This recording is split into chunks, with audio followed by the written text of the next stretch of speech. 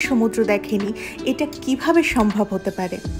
যদিও তার দেখা প্রথম সমুদ্র সৈকত ছিল পুরীর গোল্ডেন বিচ, কিন্তু এরপর সে আমার সাথে কক্সবাজার, সেন্ট মার্টিনস সব জায়গাতেই গিয়েছে। তো কক্সবাজারে যখন সে প্রথমবারের মতো আমার সাথে সমুদ্র সৈকত দেখতে গিয়েছিল, আমরা ঘুরতে ঘুরতে র্যান্ডমলি এমন একটা বিচের দেখা পেয়েছিলাম যেখানে আমরা ছাড়া আর কেউই ছিল না। সৈকত ভর্তি ছিল লাল কাঁকড়ার বাসা, আর এইরকম ঝিনুক, শামুক, পাথর ছড়িয়ে ছিটিয়ে ছিল।